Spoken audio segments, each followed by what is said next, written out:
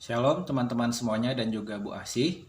Kami dari kelompok 2 akan mempresentasikan hasil kerja kelompok kami dan hari ini kita akan membahas mengenai analisis jabatan atau job analysis. Nah, kami dari kelompok 2 beranggotakan saya Indra Mulia Nenggolan dan juga ada dua teman saya yaitu Patricia Glory Tambuhun serta ada Spastika Lila Prawatya.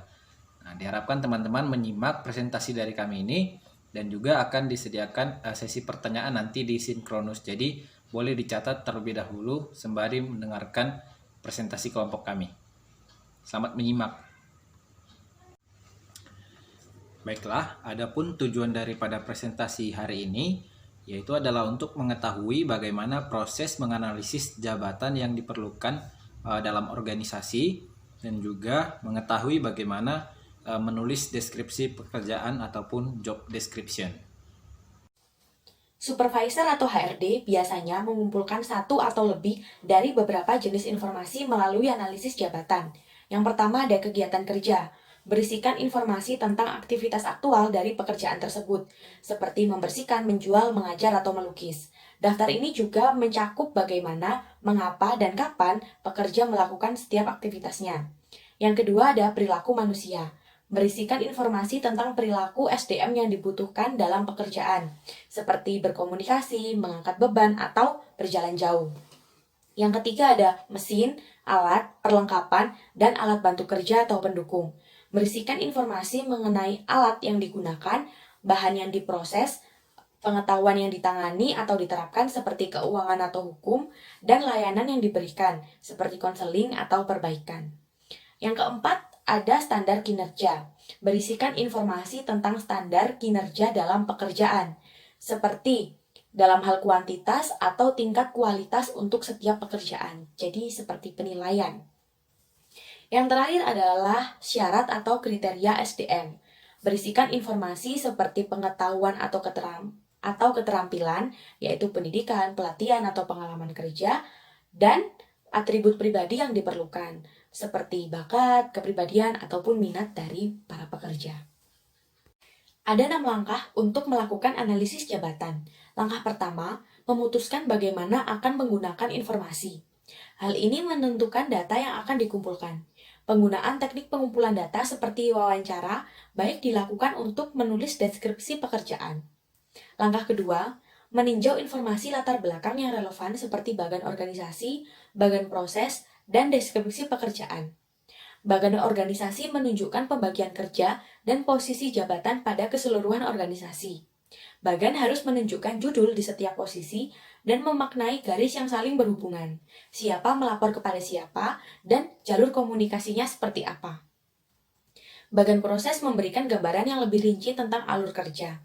Dan deskripsi pekerjaan yang ada biasanya memberikan titik awal untuk menyusun revisi pada deskripsi pekerjaan selanjutnya. Langkah ketiga yaitu memilih posisi representatif. Apakah manajer memutuskan untuk mendesain ulang pekerjaan melalui analisis tenaga kerja, ataukah mendesain ulang proses dalam pekerjaan? Manajer harus pada titik tertentu untuk memilih posisi mana yang akan difokuskan untuk analisis jabatan. Langkah yang keempat adalah menganalisis jabatan dengan mengumpulkan data pada kegiatan kerja, kondisi kerja, dan ciri serta kemampuan SDM yang diperlukan untuk melakukan pekerjaan. Singkatnya, menganalisis jabatan membutuhkan keterlibatan SDM karena membutuhkan peran serta dan kerjasama dalam prosesnya.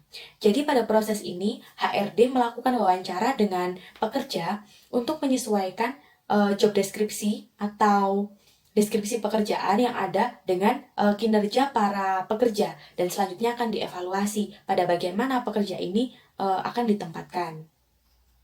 Nah, langkah yang kelima adalah memverifikasi informasi analisis jabatan pekerja yang bersangkutan bersama dengan pengawas terdekatnya.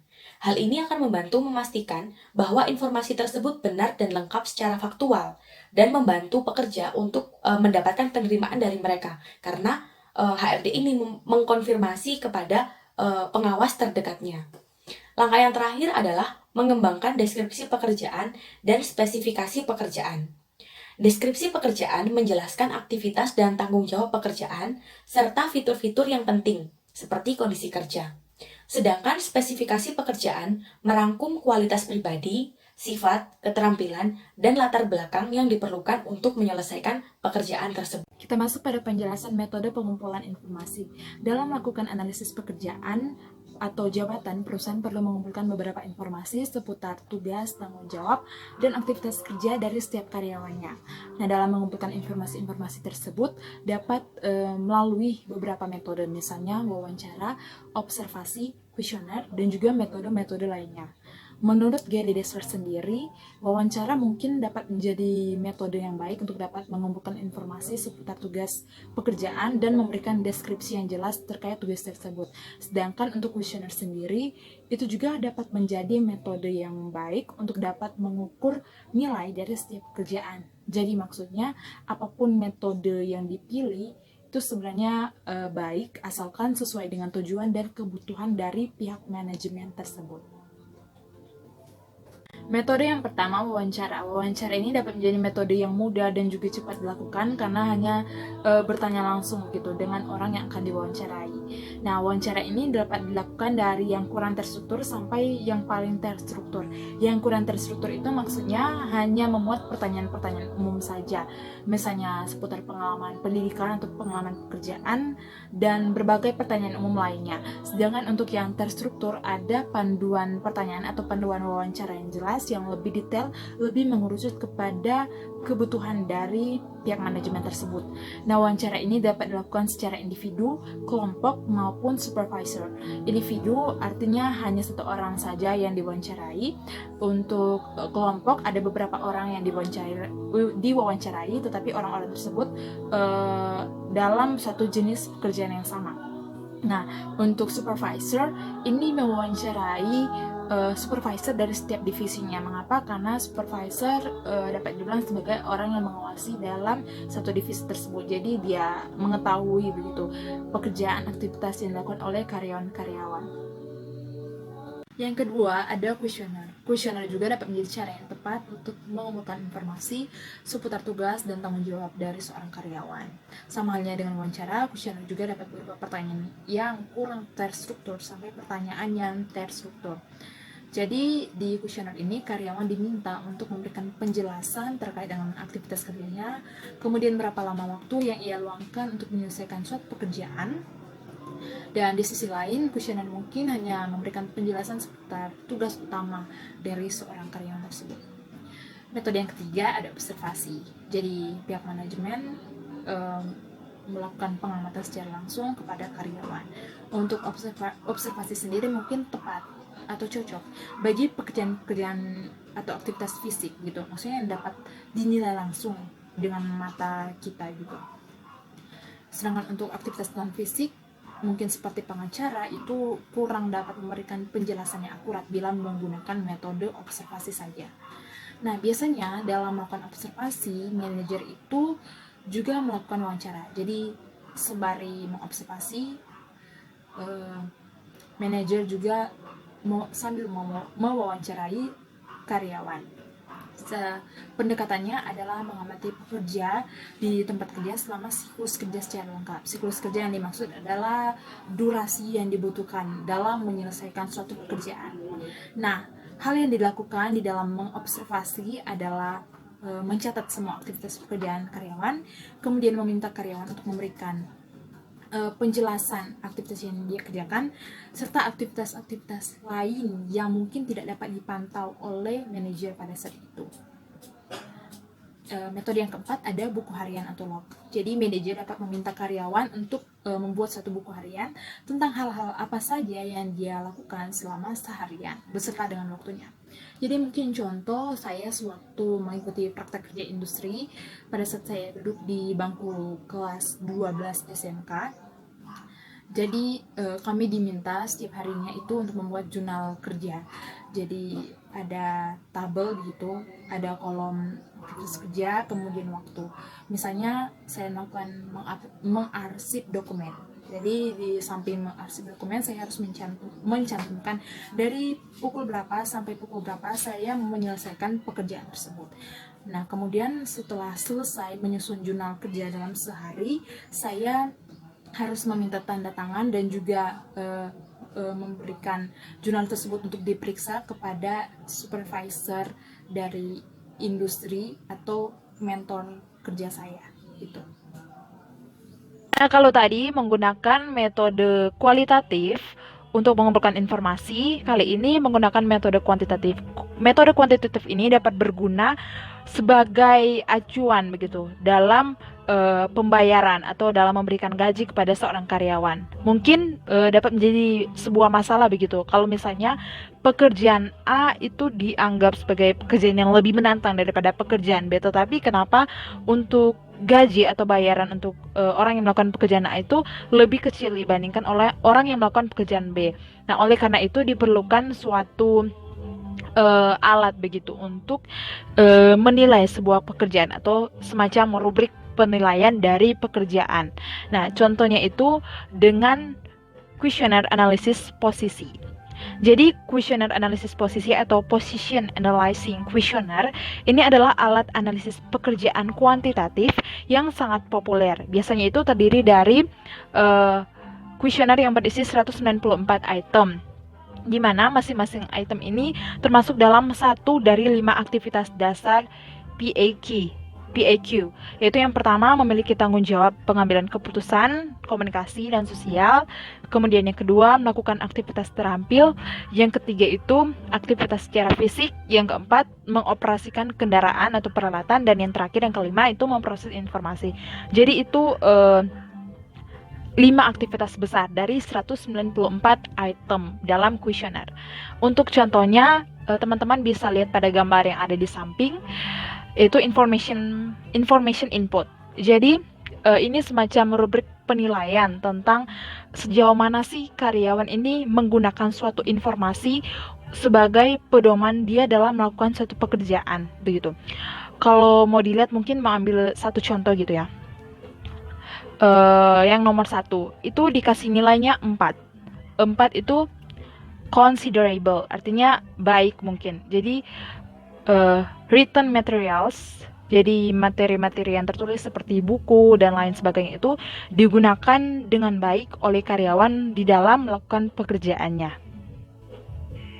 Jadi untuk metode yang kedua di metode kuantitatif ini ada Department of Labor atau DOL method yang sebenarnya digunakan oleh Departemen Tenaga Kerja di Amerika Serikat, di mana metode DOL ini memuat serangkaian aktivitas dasar yang disebut sebagai fungsi pekerja. Untuk apa?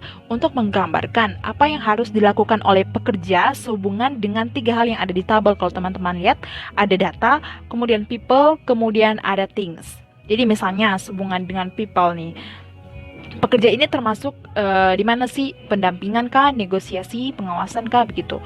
Nah, mungkin kalau mau dilihat hampir sama dengan KKO begitu, dengan tingkatan KKO gitu kalau di ranah pendidikan sendiri. Jadi di sini pekerja sudah mampu melakukan apa sih begitu, sampai tingkatan yang paling tinggi tentunya angka yang paling besar begitu.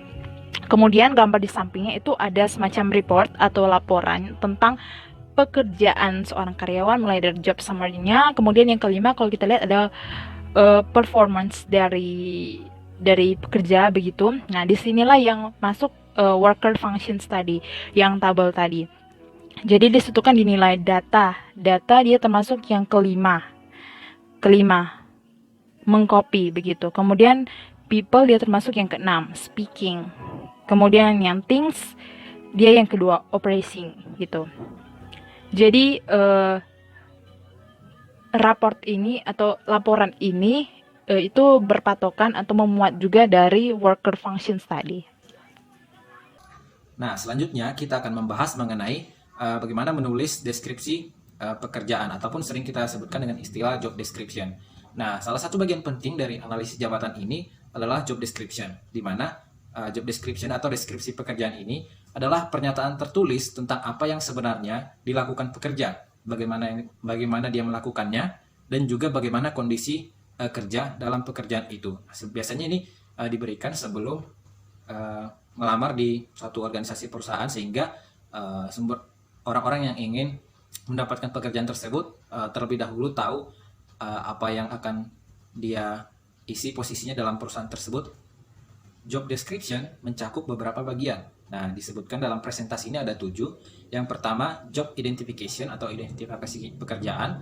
Kedua, summary of work, yaitu ringkasan pekerjaan. Ketiga, responsibilities and duties atau tanggung jawab dan tugas. Keempat, authority of office holders atau wewenang pemegang jabatan.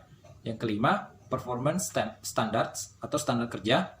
Yang keenam, working conditions atau kondisi kerja. Dan yang terakhir adalah job specification atau spesifikasi pekerjaan. Yang selanjutnya kita akan bahas satu persatu.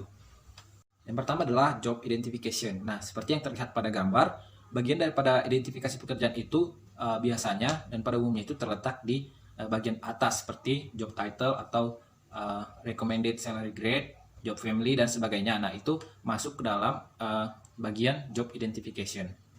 Kemudian yang kedua itu adalah job summary. Nah, job summary ini bisa kita lihat pada gambar itu yang dengan judulnya itu summary, yang isinya itu the person in this position is responsible for selling college textbook, software, dan seterusnya. Nah, itu adalah ringkasan daripada pekerjaan yang akan dilakukan nantinya, seperti itu. Bagian selanjutnya adalah relationship.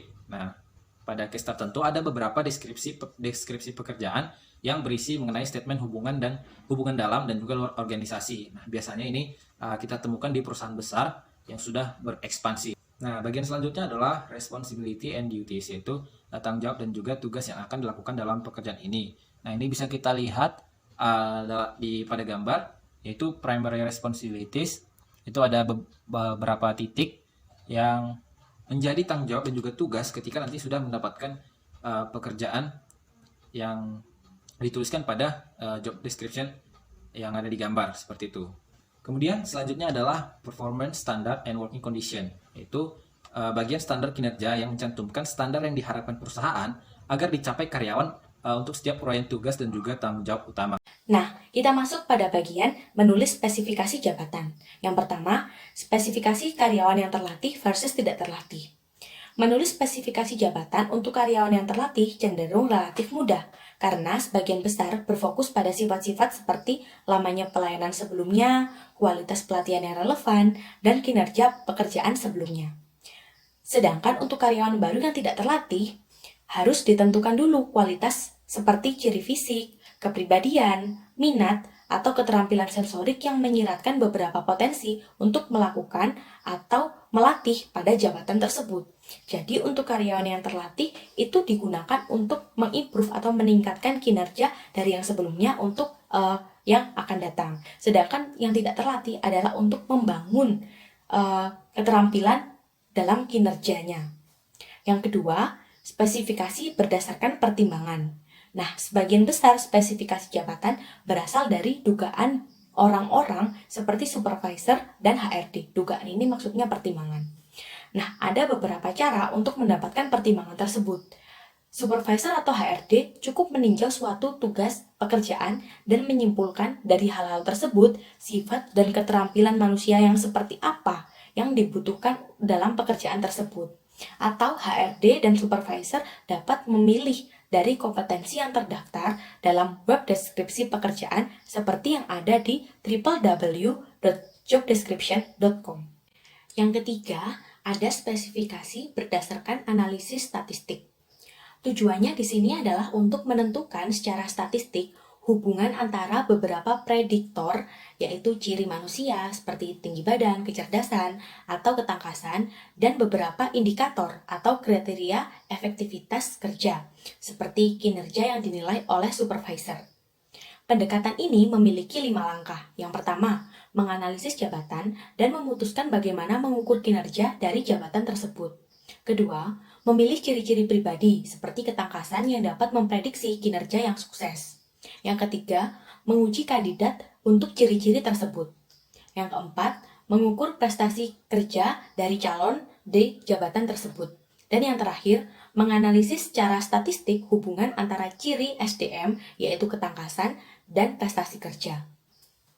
Pendekatan ini lebih dapat dipertahankan daripada pendekatan pertimbangan, karena persamaan hak undang-undang melarang penggunaan ciri-ciri yang tidak dapat dibuktikan untuk membedakan antara tinggi dan rendahnya prestasi kerja. Nah, yang terakhir, menulis spesifikasi jabatan menggunakan laporan pekerjaan. Setiap laporan dalam pekerjaan menunjukkan apa yang dilakukan pekerja pada suatu tugas pekerjaan tertentu, bagaimana pekerja melakukannya, dan untuk tujuan apa. Nah, selanjutnya, pada setiap pekerjaan, mengidentifikasi pengetahuan, keterampilan, kemampuan, dan karakteristik lain yang diperlukan untuk melakukan setiap tugas. Nah, dari situ memunculkan beberapa pernyataan tugas yang dihasilkan untuk sebuah pekerjaan. Nah, dari situ mungkin ada 12 atau 15 atau mungkin lebih. Selanjutnya dikelompokkan menjadi 4 atau 5 bagian tugas pekerjaan yang utama. Nah, terakhir, analis jabatan mengumpulkan semua informasi tersebut ke dalam matriks persyaratan jabatan untuk pekerjaan tersebut. Nah, matriks ini memberikan gambaran yang lebih komprehensif atau menyeluruh tentang apa yang dilakukan pekerja dan bagaimana serta mengapa dia melakukannya daripada deskripsi pekerjaan konvensional atau pada umumnya. Nah, matriks ini memuat gambaran seperti daftar pengetahuan yang diperlukan, keterampilan, kemampuan, dan karakteristik lain yang dapat memberikan informasi yang kuat untuk membuat keputusan kepegawaian, pelatihan, dan penilaian kerja, dan sebisa mungkin menghasilkan profil pekerjaan. Oke, pada bagian ini akan menjelaskan tentang profil manajemen pekerjaan.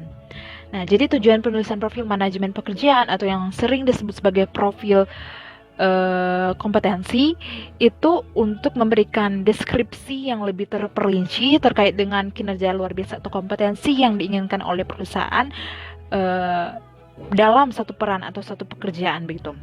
Nah, biasanya di profil manajemen kerja ini itu mencantumkan kompetensi, sifat, pengetahuan, dan pengalaman dari seorang pekerja. Nah, kemudian dari informasi yang didapatkan di profil ini, pihak manajer itu dapat merekrut, kemudian mempekerjakan, melatih, menilai, dan memberi penghargaan kepada karyawan tersebut. Jadi dapat dikatakan bahwa profil manajemen ini menjadi sebuah acuan begitu yang digunakan untuk dapat melakukan rekrutmen, kemudian seleksi, pelatihan, serta evaluasi dan rencana pengembangan karyawan lainnya. Dalam profil manajemen pekerjaan itu ada analisis pekerjaan berbasis kompetensi. Jadi dalam analisis ini mendeskripsikan kompetensi di dalam 3 ranah, misalnya pengetahuan, keterampilan, dan juga perilaku seorang pekerja di dalam melakukan sebuah pekerjaan. Nah, analisis ini berguna untuk mengidentifikasi kompetensi dasar yang dibutuhkan oleh seorang pekerja dalam melakukan sebuah pekerjaan. Nah, seorang manajer dapat mengelompokkan kompetensi-kompetensi yang dimaksud. Misalnya, dalam kelompok umum menyangkut membaca dan menulis, begitu. Kemudian kelompok kepemimpinan, ada kepemimpinan dan strategi, kemudian ada kelompok teknik, dan mungkin ada kelompok-kelompok lainnya.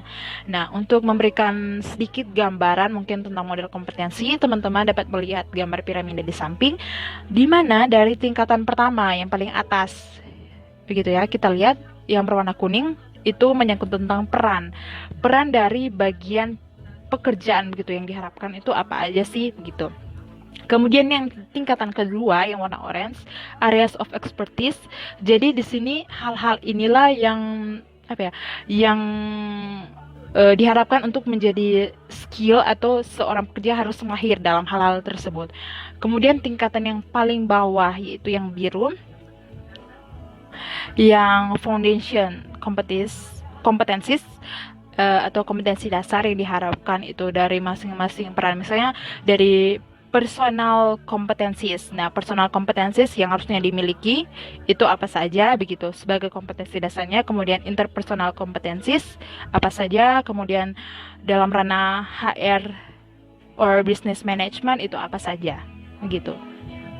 Wawasan Kristen Alkitabiah dari materi hari ini adalah pertama, Tuhan menghendaki kita untuk menjadi pribadi-pribadi yang bertanggung jawab di dalam melakukan setiap hal yang Tuhan percayakan kepada kita, terutama dalam hal pekerjaan atau jabatan yang kita emban.